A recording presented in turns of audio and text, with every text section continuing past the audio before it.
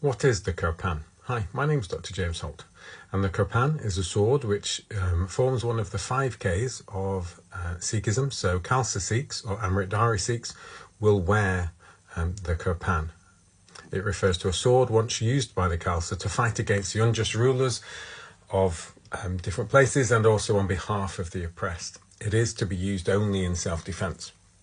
But it also reminds Sikhs of Guru Har Gobind, who took the 2 kirpans of Miri and Piri at his investiture as Guru.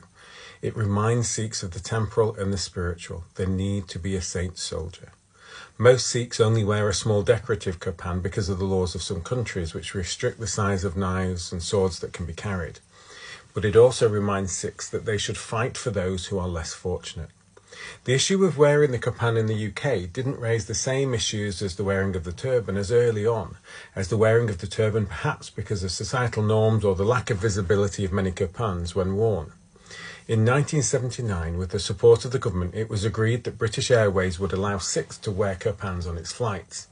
In 1982, this was retracted following the hijacking of an Indian Airlines aeroplane by Sikh militants. In 1985, Heathrow Airport allowed its workers to wear kirpans of up to 3 inches, but this didn't apply to passengers. The Criminal Justice Act of 1988 had an exemption to the ban of carrying knives for religious reasons, but they were not to be used. This was reiterated in the Offensive Weapons Bill of 2018, which contains an exemption for the kirpan. Despite these exemptions, it's not uncommon for security and sometimes police to refuse entry to Khalsa Sikhs wearing a kirpan to sporting events or other events.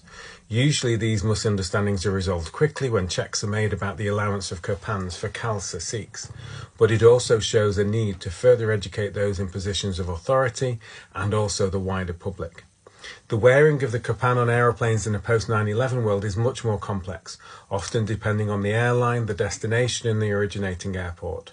For some, kirpans are allowed, but for others they're asked to be placed in check-in baggage. The multiplicity of international destinations perhaps makes a unified approach hard to arrive at.